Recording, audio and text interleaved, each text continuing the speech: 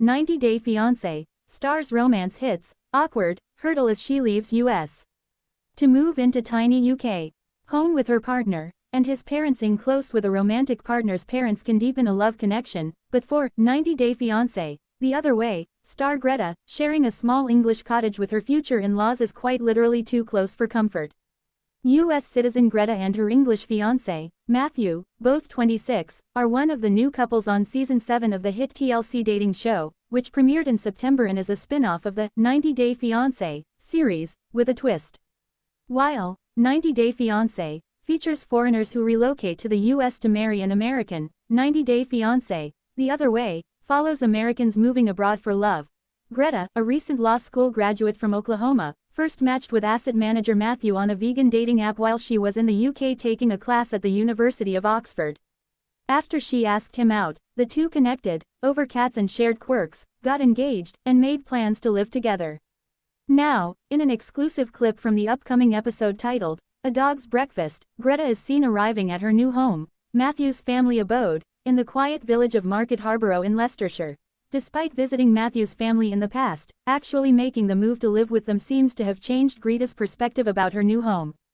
Between the retirement home vibes of the village and her future in-laws living under the same roof, there are several undesirable changes she realizes she will have to adjust to with this change of address. On the drive-in, the bride-to-be comments that the town still looks the same as it did during her previous stays. Not much changes in sleepy Market Harborough, Matthew states.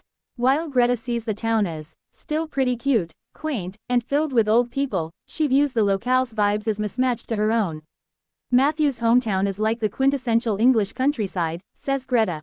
There's lots of sheep, a lot of cute little cottages, and just long country roads leading to nowhere. Definitely not a place I would choose to live in my 20s.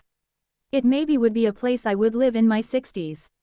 I mean, I like a lot of the same things old people do, but I prefer city energy, not retirement home energy. Flocks of sheep grazing behind wood fences, rows of brick homes surrounded by lush greenery, and a paved road that transitions to a gravel driveway all seem to confirm the country environment Greta describes.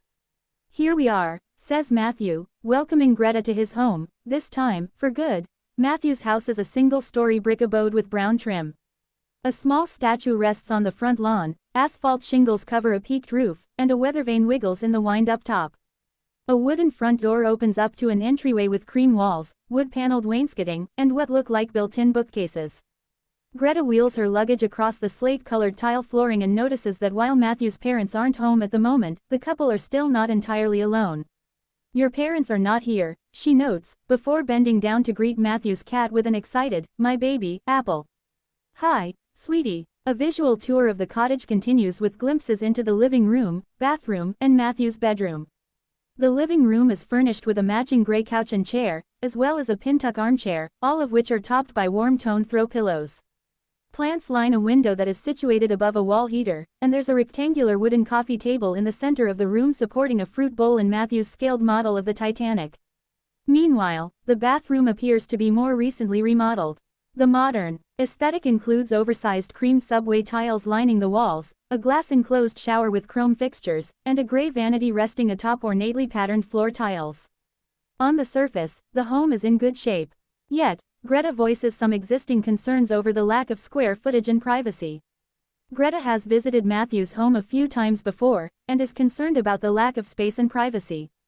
Greta has visited Matthew's home a few times before and is concerned about the lack of space and privacy.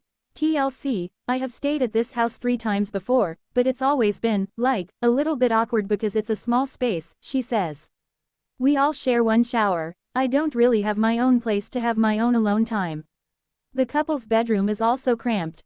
A wooden bed frame takes up a significant amount of space, and is butted up against a nightstand piled with books and a desk housing a white desk lamp and multiple monitors. Oh wow, you got your new computer monitors, says Greta as she walks past a rolling rack for hanging clothing and further enters the room. Aside from the couple's quarters being totally maxed out by belongings, there's potential for even more discomfort in the bedroom due to it being positioned within earshot of Matthew's parents' room. I'm also seeing my fiancé for the first time in 6 months, and I'm sleeping down the hall from his parents, and the walls are pretty thin, alludes Greta. It's not ideal, especially for the type of stuff I like. Admittedly turned off by the layout and a few design features, it remains to be seen whether the home Greta now shares with Matthew and his parents will create less than consummate conditions for the couple's current reunion and future union. New episodes of 90 Day Fiance, The Other Way, air Mondays at 8 p.m. on TLC.